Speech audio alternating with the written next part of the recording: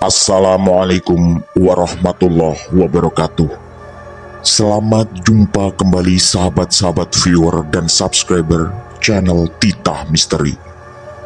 Kali ini kami akan membawakan sebuah kisah misteri dengan judul Istriku Meninggal Sepulang dari Gunung Kemukus. Selamat mengikuti.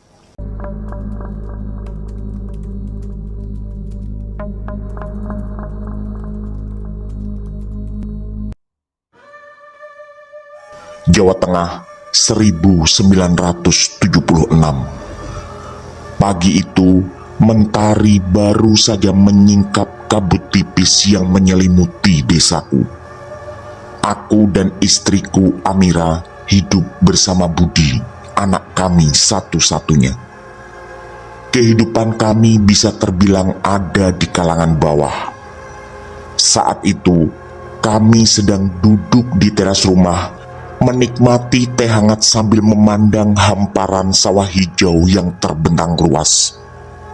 Suasana tenang ini seolah menjadi penanda awal hari yang biasa di desa kami, yang terletak di tempat terpencil di Solo.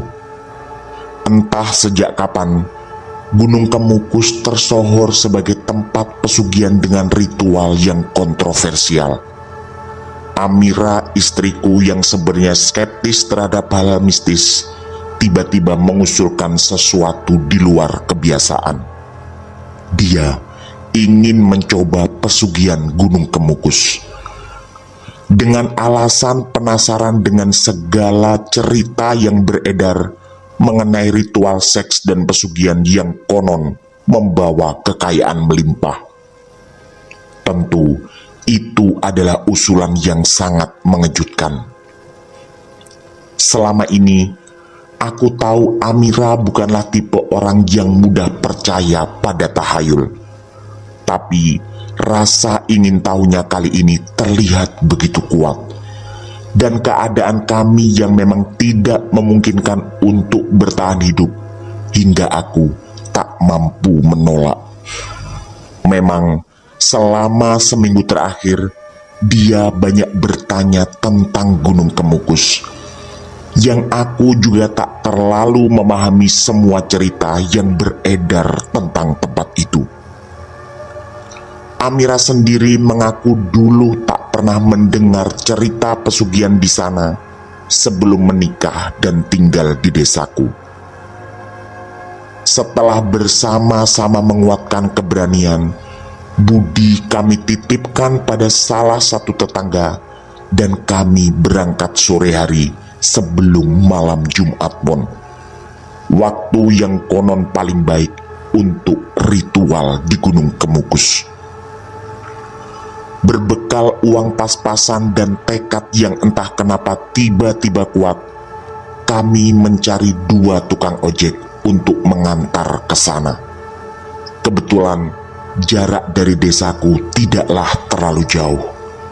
Setiba di sana, suasana mistis segera terasa.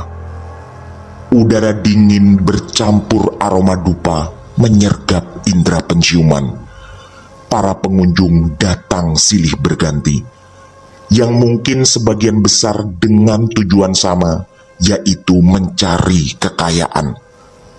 Amira berbaur dengan mereka, sementara aku memilih menunggu di dekat sebuah warung kopi.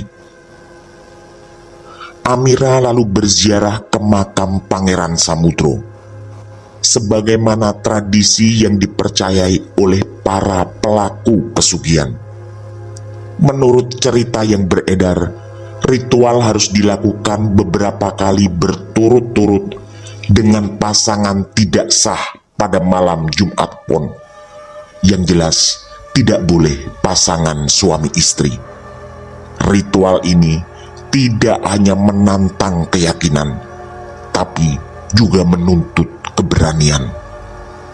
Jujur, sebenarnya kami berdua sempat terlibat percekcokan hebat. Merelakan Amira berhubungan dengan orang lain tentu tidaklah masuk akal. Tapi aku perlahan luluh setelah dia menangis dan mengemis. sambil berusaha meyakinkan bahwa menurut yang pernah didengarnya, nanti yang akan berhubungan dengan Amira bukanlah manusia. Artinya, aku tak perlu cemburu dengan orang lain. Saat Amira kembali, wajahnya tampak pucat. Lalu dia berbisik, "Aku lihat sesuatu." Malam itu, Amira memutuskan untuk tidak melanjutkan ritual. Dia merasa ada yang mengawasinya, yaitu sesuatu yang tidak kasat mata. Kami pulang dengan perasaan campur aduk. Kegelisahan Amira ternyata tidak berakhir, dan beberapa malam berikutnya dia sering terbangun dengan nafas tersengal. Mata melotot seakan melihat sesuatu yang mengerikan. Dia enggan bercerita lebih jauh, hanya mengatakan bahwa ada bayangan menakutkan yang terus menghantui. Sejak saat itu, kesehatan Amira menurun drastis. Tubuhnya lemah dan dia sering jatuh sakit. Kami pernah menemui dokter di puskesmas, tapi hasil pemeriksaan menunjukkan bahwa dia sebenarnya sehat secara medis. Keanehan ini membuatku makin khawatir. Aku mulai berpikir bahwa pengalaman di Gunung Kemukus telah membawa sesuatu yang buruk bagi kami. Pada sebuah malam Jumat Kliwon, aku terbangun oleh suara langkah kaki dari kamar mandi. Ketika aku menghampiri, kutemukan Amira berdiri di depan cermin, memandang bayangannya dengan tatapan kosong. Aku menyadari bahwa diriku pun harus ikut bertanggung jawab. Keputusan berangkat ke Gunung Kemukus juga kusetujui, walau ketika itu dengan sangat terpaksa. Aku coba menenangkannya, tetapi dia tetap diam dan hanya kembali ke tempat tidur. Hari demi hari berlalu, dan kondisi Amira semakin memburuk. Hingga pada suatu pagi yang cerah, Amira tak lagi bangun dari tidurnya. Istriku tercinta tak lagi bernyawa. Entah apakah ini ada hubungannya dengan kepergian kami ke Gunung Kemukus, tapi yang jelas di hatiku, peristiwa ini pasti berhubungan erat. Kepergiannya meninggalkan duka yang mendalam sekaligus misteri yang tak terjawab. Aku hanya bisa berdoa semoga arwahnya tenang dan bebas dari bayangan yang menghantui. Rasa kasihan terbesarku tentu pada Budi. Anak sekecil itu yang baru berumur 5 tahun menangis meraung-raung meratapi tubuh ibunya yang tak lagi bergerak. Butuh waktu sangat lama untuk menenangkan anakku itu. Setelah kepergian Amira, aku mencoba mencari jawaban atas semua ini. Beberapa orang mengatakan bahwa Gunung Kemukus memang menyimpan misteri yang tak bisa dijelaskan. Cerita-cerita tentang orang yang meninggal setelah mengikuti ritual di sana semakin membuatku yakin ada sesuatu yang lebih dari sekedar pesugihan. Walau aku juga pernah mendengar banyak pula pelaku pesugihan yang sukses secara ekonomi tanpa harus kehilangan anggota keluarganya sebagai tumbal. Tapi semuanya tidak pernah jelas. Satu yang aku tahu, masih banyak orang yang percaya bahwa Gunung Kemukus adalah salah satu tempat bertuah untuk mencari kekayaan singkat lewat jalur pesugihan. Saat mentari mulai terbit, aku duduk di teras rumah yang kini terasa hampa. Sejak tahlilan malam ketiga, aku juga sering mengalami kejadian aneh, termasuk dalam mimpi. Ada kekhawatiran baru bahwa apa yang menimpa Amira bisa jadi menimpa aku atau Budi, walau secara ekonomi kami belum mendapat apapun. Sampai suatu saat, setelah lagi-lagi menitipkan Budi pada salah satu tetangga, aku pun berangkat ke Gunung Kemukus. Entahlah, seperti ada sesuatu yang mengganjal dan amarah yang ingin kulampiaskan, karena istriku meninggal sepulang dari sana. Seperti kedatangan sebelumnya, aku bertemu dengan berbagai orang yang mungkin mencari kekayaan. Mereka datang sepertinya dengan harapan besar. Meski ku mendengar banyak orang yang juga pulang dengan cerita kelam. Di sana, aku berbicara dengan seorang pria tua yang tampaknya tahu lebih banyak. Dari penampilan dan cara duduknya, aku tidak yakin dia adalah pengunjung yang mencari pesugihan. Agak sulit ku jelaskan, tapi firasatku mengatakan seperti itu. Pria tua itu kemudian berkata, "Gunung ini memang penuh misteri. Gak semua yang datang ke sini sukses. Kadang yang mereka bawa pulang bukan kekayaan, tapi semacam kutukan." Kata-kata pria tua itu terngiang di kepalaku. Dia mengaku bernama Pak Supardi.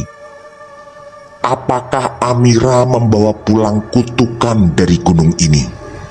Pertanyaan itu terus menghantui pikiranku. Setelah itu, kuputuskan untuk melakukan ziarah lagi ke makam Pangeran Samudro. Malam itu, di bawah sinar bulan malam Jumat Pon, aku berjalan menuju makam dengan hati yang berat. Rasanya kesan mistis semakin kuat. Di tengah perjalanan, terasa ada sesuatu yang mengikuti. Bayangan hitam melintas di ujung mataku, membuat bulu kudukku berdiri. Dengan keberanian yang tersisa, aku melanjutkan langkahku. Ini tidaklah seperti yang pernah kudengar. Cerita yang pernah sampai ke telingaku adalah tentang orang berziarah dan tidak mengalami hal-hal menakutkan seperti ini.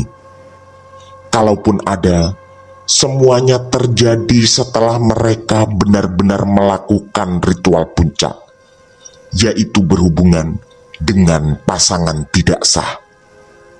Entahlah, apakah mereka semua berbohong, atau tempat ini dan makhluk-makhluk gaib yang mendiaminya tak senang dengan kehadiranku. Setibanya di makam, aku merasakan ada sesuatu yang tetap mengawasi. Aku berdoa dengan khusyuk, memohon petunjuk dan ampunan atas nasib Amira. Tiba-tiba angin bertiup kencang, membawa serta aroma dupa yang menyengat. Lalu terlihat bayangan Amira berdiri di antara kabut dan tersenyum dengan tatapan damai. Aku pun tertegun. Apakah ini benar Amira? Atau hanya ilusi yang diciptakan oleh ketakutanku sendiri? Sebelum pertanyaan itu terjawab, bayangan Amira menghilang bersama kabut. Aku hanya bisa berdiri terdiam, merasakan kehangatan yang aneh. Perjalanan pulang terasa lebih berat. Di setiap langkah, aku merasakan membawa beban yang tidak terlihat.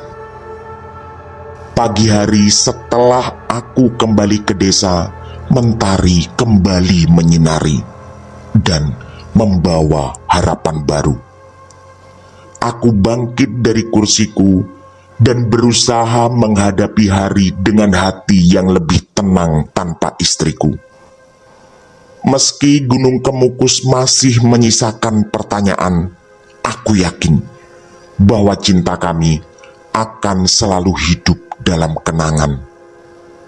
Suatu malam, ku beranikan diri untuk berbicara dengan salah satu sesepuh desa, yaitu Pak Sastro, yang dikenal memiliki banyak pengetahuan tentang dunia gaib.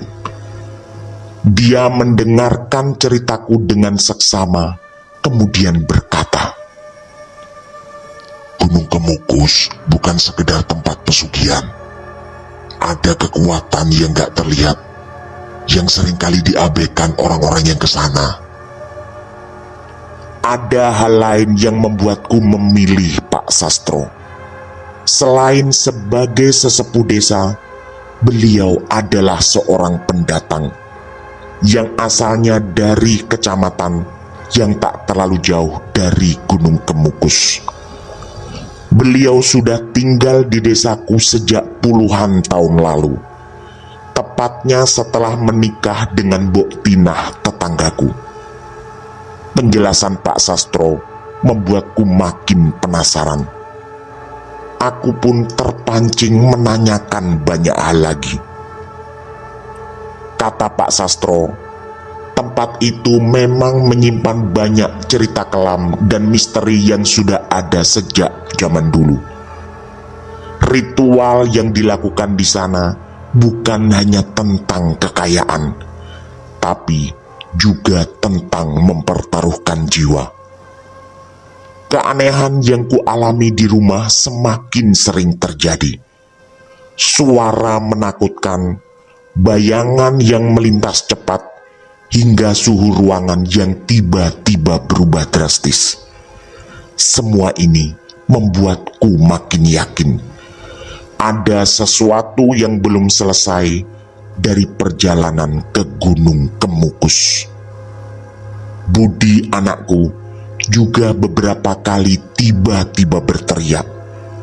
Walau kemudian hal itu tak pernah terjadi lagi sejak aku membawa ke guru ngajinya dan didoakan di sana. Perlahan aku mulai menduga memang diriku yang menjadi sasaran.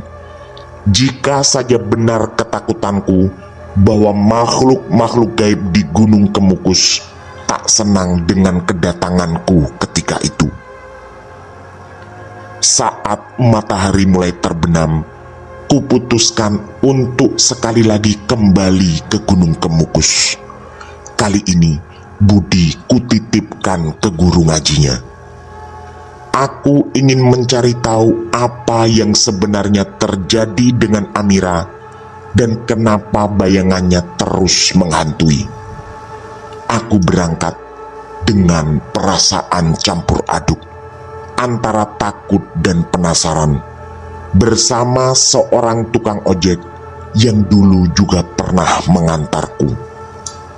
Setiba di sana, suasana masih sama seperti terakhir kali aku datang. Aku menyusuri jalan setapak menuju makam Pangeran Samudro, tempat di mana salah satu tahap ritual pesugihan dilakukan. Di tengah perjalanan, aku bertemu dengan seorang pria paruh baya yang tampak seperti penjaga makam. Dia memperhatikanku dengan tatapan penuh arti. Sampean cari jawaban. Begitu tanyanya tiba-tiba. Aku mengangguk, merasa bahwa dia tahu lebih banyak dari yang terlihat. Pria itu mengajakku duduk di bawah sebuah pohon, lalu mulai bercerita. Gunung Kemukus menyimpan banyak rahasia. Banyak yang datang dengan niat untuk kaya, tapi nggak semua siap dengan resiko. Kadang mereka pulang dengan energi negatif semacam kutukan atau juga bayangan masa lalu yang tidak selesai. Pria itu mengaku bernama Pak Sukardi. Aku pun tiba-tiba teringat Pak Supardi, seorang pria tua lain yang kutemui pada kunjungan sebelumnya. Bukan hanya nama mereka yang mirip antara Supardi dan Sukardi, suara, nada, dan pemilihan katanya juga tak jauh berbeda. Kalimat Pak Sukardi itu membuatku teringat akan bayangan Amira yang sempat terlihat di makam. Apakah itu benar-benar Amira atau hanya manifestasi dari ketakutan dan penyesalanku? Pak Sukardi lalu melanjutkan dengan sebuah saran agar aku segera kembali pulang, karena menurutnya tempat ini bukanlah tempat yang baik. Malam semakin larut dan kuputuskan untuk bermalam di sebuah penginapan sederhana yang agak jauh. Sebenarnya aku kasihan pada Budi, tapi aku percaya guru ngajinya pasti akan menjaga. Di kamar yang sederhana, kurenungkan tentang semua yang terjadi. Perjalanan ini bukan hanya tentang jawaban, tapi juga memahami diriku sendiri dan hubunganku dengan Amira. Saat matahari mulai muncul dari ufuk timur, aku terbangun dengan tekad baru.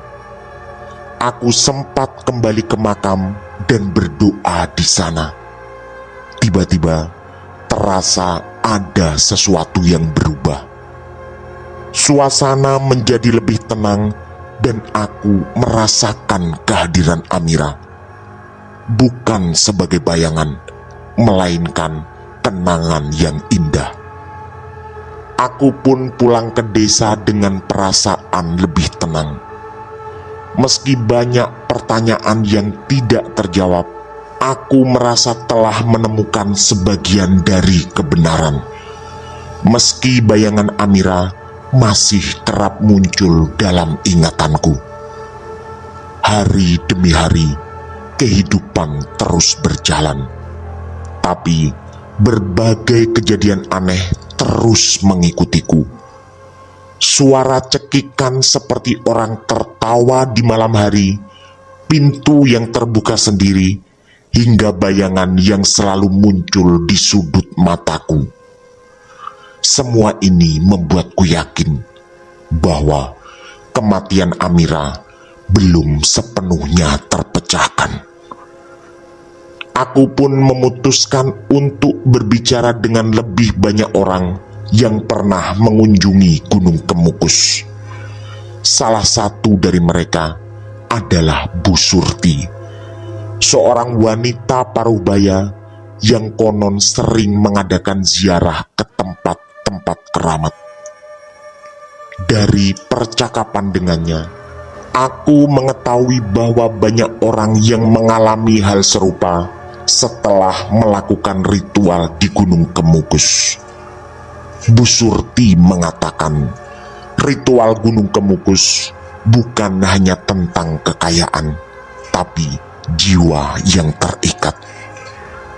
Bu Surti lalu menyarankan agar aku bertemu dengan seorang pria yang terkenal sebagai ahli spiritual, yaitu Mbah Samin. Kata Bu Surti, dia bukanlah dukun, melainkan seseorang yang mempelajari fenomena spiritual secara ilmiah. Aku merasa ini adalah jalan yang lebih rasional untuk mencari jawaban. Kami bertemu di rumahnya yang sederhana. Mbah Samin mendengarkan ceritaku dengan seksama, lalu mulai menjelaskan Gunung Kemukus yang memiliki sejarah panjang. energi negatif yang terkumpul di sana bisa saja mempengaruhi mereka yang berziarah dengan niat yang tidak sepenuhnya murni. Ada banyak faktor yang bisa menyebabkan seseorang merasa terikat atau dihantui sepulang dari sana. Penjelasan Pak Samin membuka mataku. Mungkin Amira tidak sepenuhnya percaya pada ritual di sana, tapi rasa penasarannya yang besar telah membuatnya terpengaruh oleh energi negatif di sana. Aku mulai memahami bahwa tidak semua yang terjadi adalah akibat dari kekuatan mistis. Ada faktor psikologis dan emosional yang juga terlibat. Ada satu hal lagi yang ingin kulakukan. Kuputuskan untuk mengunjungi makam Amira dan membawa bunga favoritnya. Di sana, aku berbicara dengan hati yang terbuka, mengungkapkan semua perasaan dan penyesalan yang kurasakan. Ketika aku berdiri di dekat makamnya, datanglah kedamaian yang belum pernah kurasakan sebelumnya. Seolah kekhawatiran dan ketakutan menghilang. Aku tahu, meski Amira telah pergi, kenangannya akan selalu hidup dalam diriku. Aku pulang dengan hati yang lebih ringan. Kurasakan ada sebagian kebenaran. Kehidupanku kembali normal meski tanpa kehadiran Amira. Aku belajar menerima dan menghadapi kenyataan dengan lebih bijaksana. Suatu hari, kuputuskan untuk berkonsultasi dengan seorang ustadz di desa kami, yaitu Pak Rahmat, yang dikenal bijak dan berwawasan luas.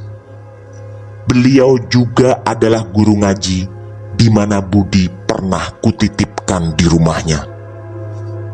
Pak Rahmat mendengarkan ceritaku dengan seksama tanpa menghakimi.